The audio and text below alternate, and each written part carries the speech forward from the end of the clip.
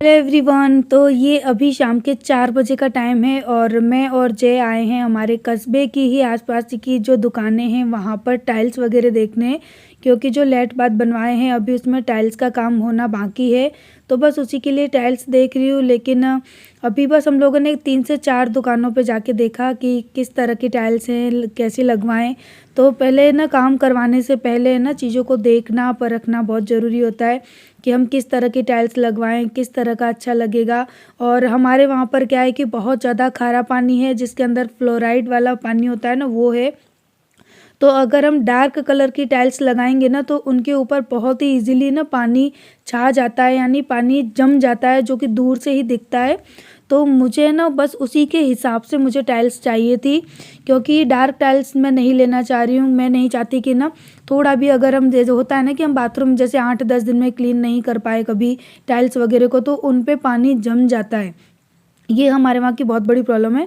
तो बस उसी के अकॉर्डिंग मैं यहाँ पर टाइल्स वगैरह देख रही थी कि कैसी टाइल्स लूँ। तो अब हम ये दूसरी दुकान पर आए हैं, तो यहाँ पर बिल्कुल भी स्टॉक नहीं था। उन्होंने कहा कि हमारे पास बहुत ज़्यादा स्टॉक नहीं है, बस यही 8 से 10 पीस आपको देखने के लिए मिलेंगे।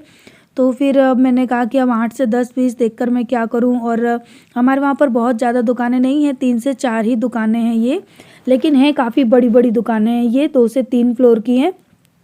लेकिन बस वही है कि कस्बे के हिसाब से ना क्या है कि बिक्री कम होती है इंसान की, तो वो ना यहाँ पर वैरायटी वगैरह कम होती है, और तो कोई रीज़न नहीं है, बस वैरायटी यहाँ पर कम मिलती है। और इसके बाद अब मैं आई हूँ तीसरी दुकान पे, तो यहाँ थोड़ी बहुत मुझे अच्छी भी लगी थी टाइल्स। आप देखना यहाँ पर आपको कौन सी टाइल्स अच्छी लग रही है ना, आप मुझे कमेंट करके बताना। तो फिर से मैं अपनी वीडियो खुद देखूंगी और देखूंगी कि टाइल्स कौन सी अच्छी लग रही है। लेकिन पता है क्या है, वीडियो में तो अच्छी लगती है टाइल्स, लेकिन रियल में ना हम देखते हैं ना तो वो उतनी अच्छी नहीं लग रही थी। कैमरे में तो मैं अब देख रही हूँ तो मुझे खुद काफ़ी टाइल्स अच्छी लगी। और उसके बाद फिर हम लोग आ गए, हमारा राशन का जो सामान था ना, बहुत सब कुछ ख़त्म हो गया था घर में। तो जय आ रहे थे तो मैंने कहा चलो मैं भी चलती हूँ साथ में, और क्योंकि मैं उनको कुछ बताती हूँ ना तो वो आधी चीज़ें भूल जाते हैं, तो मैंने कहा कि चलो मैं भी चलती हूँ और दोनों मिलके साथ में ख़रीद लेते हैं। अब कम से कम 1 महीने के लिए अब हम लोग फ्री हो गए। 1 महीने तक हमको ये सारी चीज़ें अब देखनी नहीं पड़ेंगी कि घर में क्या ख़त्म है। तो शायद आप लोगों को हीटर की आवाज सुनाई दे रही होगी, तो उसको थोड़ा सा अवॉइड करना, क्योंकि मैं बंद करके बैठूंगी तो ठंड लगेगी, क्योंकि मैं अभी जमीन पे बैठी हूँ। और अभी ना मैं आप लोगों को अपना 1 महीने का राशन बताने जा रही हूँ, क्योंकि अभी अभी हम लोग है ना यही सारी शॉपिंग करके आए हैं। कुछ टाइल्स वगैरह देख कर आए, लेकिन है ना हमको यहाँ पे पसंद ही नहीं आई। और पता है ऐसा नहीं कि यहाँ पे मिलती नहीं है, मेरे कस्बे में ये चीजें बहुत अच्छी मिलती है, क्योंकि मेरे घर में जितनी भी आपको टाइल्स या फर्नीचर का सामान दिखता है ना, सारा मैंने मेरे कस्बे से ही लिया है, और जो कि बहुत अच्छा है। आज से 6 साल पहले नहीं, आज से 7 साल पहले मैंने मेरा ये घर बनवाया था। तो तब है ना मुझे बहुत अच्छी अच्छी वैरायटी मिली थी यहाँ पे टाइल्स वगैरह की, सब कुछ। लेकिन इस बार है ही नहीं, कुछ भी नहीं था यहाँ पे। और दुकान वाले खुद बोल रहे थे कि नहीं हम नहीं लाए हैं, सब पुराना ही माल है। पता नहीं क्यों ऐसे किया, वरना जब पहले मैंने अपने लेट बाथ बनवाए थे ना तो इतनी अच्छी अच्छी टाइल्स मिली थी मुझे। तो मुझे लगा कि अभी भी मिल जाएगी, लेकिन नहीं मिली, पता नहीं क्यों। तो चलिए वो सब तो छोड़ो, फिर हम लोग चले गए ग्रोसरी का सामान खरीदने के लिए, क्योंकि सब कुछ खत्म हो गया था। मैं बहुत दिनों से सोच रही थी कि आपके साथ कोई रेसिपी शेयर करूं, लेकिन लेकिन लेकिन पता है क्या है, सारा सामान खत्म हो गया था, घर का कुछ भी नहीं था। तो सबसे पहले तो देखो ये लेकर आए हैं हम लोग, क्या है ये, गजक का डब्बा। मेरे घर में गजक बहुत ज्यादा खाई जाती है, इसको तो मैं ये ऊपर ही रखूंगी। ये लेकर आए हैं, साथ में थोड़े से ये टोस्ट के पैकेट हैं बच्चों के लिए। और ये नहाने के साबुन, मेरे घर में ये वाला यूज होता है, फियामा, अच्छा आता है, ये फियामा वाला यूज होता है। उसके बाद इसमें अदरक है, इसको तो यहाँ रख दो। और ये बेसन, हम लोग पैकेट वाला यूज नहीं करते, चक्की का पिसा हुआ जो बेसन आता है ना हमारे गांव में, वो यूज करते हैं। तो ये बेसन है और ये बहुत अच्छा होता है पैकेट वाले से। और कुछ बस यही मिर्ची पाउडर और धनिया भी ना मैं पैकेट वाला यूज नहीं करती हूँ, मैं हमेशा साबुत मंगाती हूँ। फिर इनको ना चाहे धूप में, अगर आपके वहाँ धूप है तो धूप में रख दो, हमारे वहाँ तो बंदर रखने नहीं देते हैं। तो मैं क्या करती हूँ, इनको साफ करके फिर कढ़ाई में भून लेती हूँ, ठंडा करके फिर पीस लेती हूँ। तो धनिया पाउडर मैं हमेशा घर पे बनाती हूँ। आप लोगों ने मेरी वीडियो में देखा भी है, जो मेरे पुराने व्यूअर हैं, जो इतने साल से मुझे फॉलो कर रहे हैं, उनने देखा है। और ये हल्दी का पैकेट, और ये है क्या लाए, चमक ऐसी नए जैसी, क्या नया लेकर आए, ये पीताम्बरी जो होती है ना, पीताम्बरा, वो है। कुछ अलग पैकेट लेकर आए हैं, मैं कल एक पैकेट लेकर आई थी, मेरी ख़त्म हो गई थी। और ये है 2 पैकेट दलिया, क्योंकि मेरे घर में दलिया बहुत ज़्यादा खाया जाता है और सबको पसंद भी है। और कुछ लेकर आए हैं ये कपड़े धोने के साबुन। वैसे तो मैं मशीन में धोती हूँ सारे कपड़े, लेकिन फिर भी कभी कभी साबुन की भी जरूरत पड़ती है।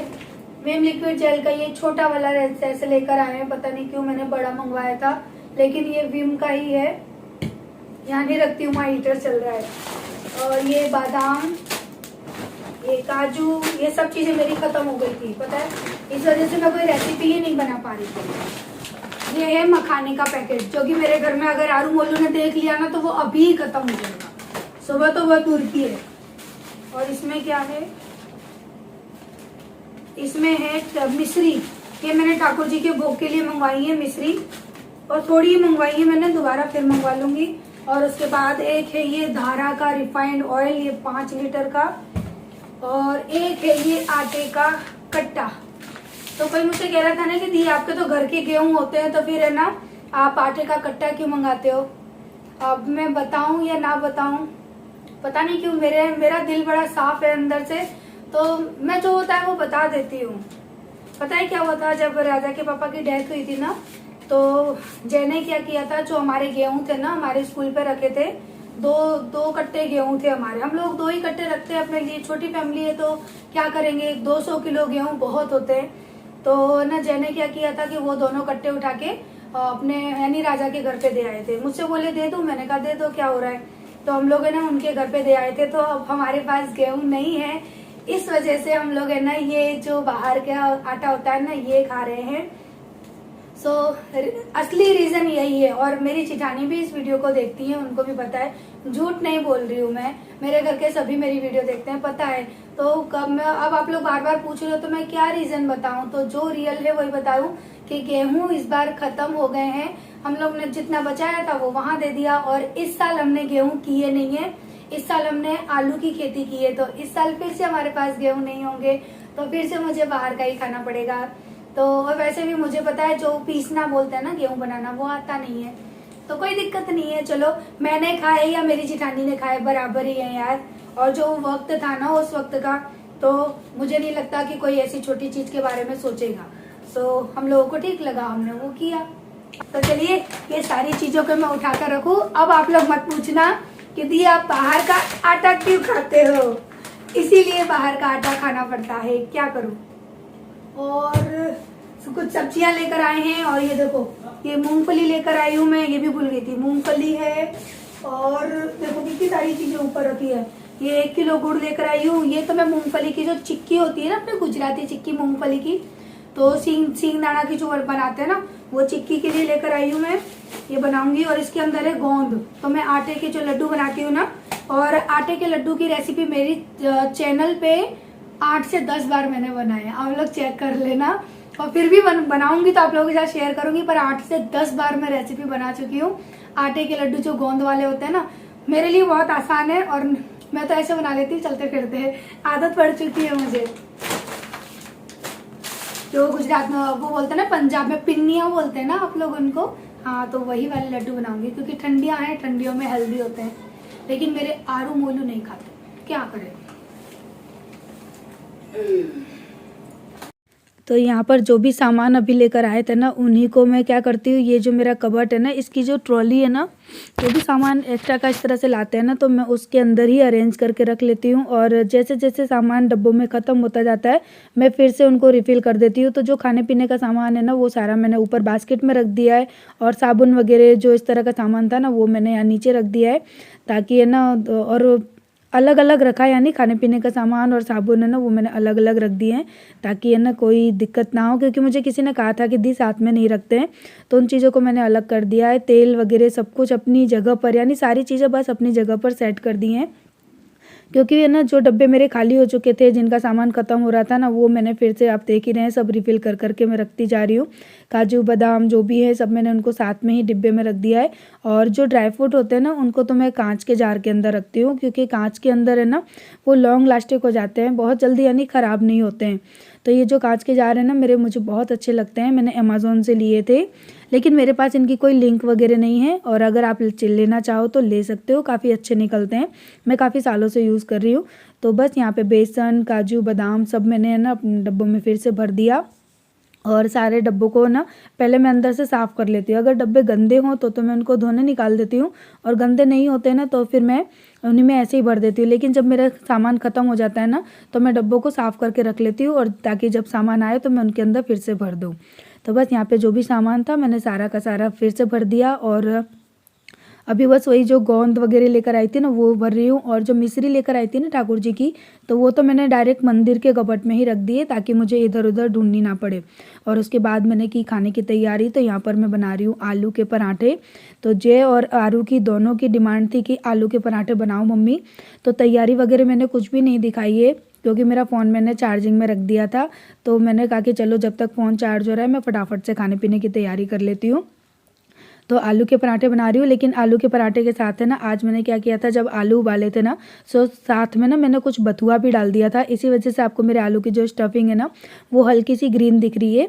तो बहुत अच्छे बने थे आलू और बथुआ के पराठे। मुझे मेरे एक सब्सक्राइबर ने कहा था कि दी आप ट्राई करके देखना। हाँ डियर, बहुत अच्छे बने थे। थैंक्स डियर, आपने मुझे कहा और मैंने ट्राई किया। सो आप लोग भी ट्राई करना। जब आलू को उबालने रखो तो साथ में थोड़े बथुआ भी डाल देना, और फिर उनको निकाल के और आलू के साथ मैश कर लेना।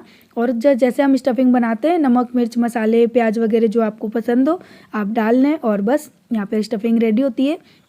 तो बस यहाँ पे मैं अभी बना रही हूँ पराठे गर्मा गर्म, क्योंकि इस तरह का खाना है ना ठंडियों में सबका फेवरेट होता है, और आप सबका भी फेवरेट होगा मुझे पता है, क्योंकि आलू के पराठे, गोभी के, मूली के, ये सारे पराठे ठंडियों में बहुत ही टेस्टी लगते हैं खाने में। और हेल्दी तो इतने नहीं होते हैं क्योंकि इनके अंदर ऑयल भरपूर होता है, लेकिन कभी कभी होता है ना कि ठंडियाँ हैं तो भाई ये चीज़ तो खानी बनती है। और वैसे भी मेरी आरू के ना आलू के पराठे फेवरेट है, और जय को भी बहुत अच्छे लगते हैं। तो बस यहाँ पे मैंने ना शाम का जो हमारा डिनर है आज का यही था। और उसके बाद फिर वही सुबह तो मैंने सारा काम आज है ना आप लोगों को दिखाया है, लेकिन उसकी वीडियो शूट की है, और सोच रही हूँ कि शाम को डाल भी दूँ। तो चलिए मैं पराठे बना लेती हूँ गर्मा गर्म फूले फूले, उसके बाद आपसे मिलती हूँ।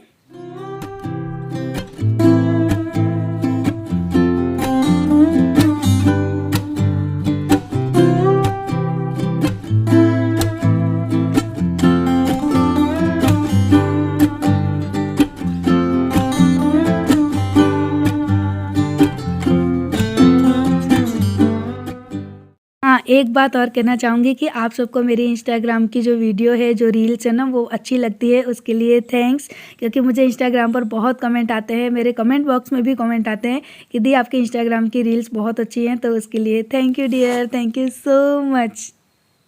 तो जी आरू मोलू तो गए हैं अपनी अम्मा के घर खेल रहे हैं, जय चले गए हैं मार्केट में, और खाना पीना सब कुछ हो गया। मैं सोच रही थी कि चलो बैठी हूँ तब तक मैं अपनी ना वीडियो की एडिटिंग कर लूँ।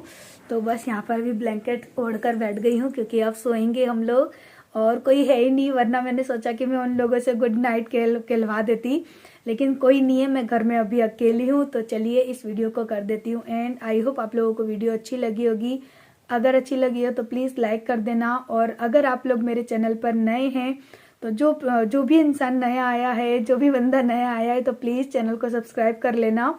और मेरी वीडियो भाई अच्छी लगती है तो आप लोग रोज़ देखिएगा, और क्या कहूँ इससे ज़्यादा।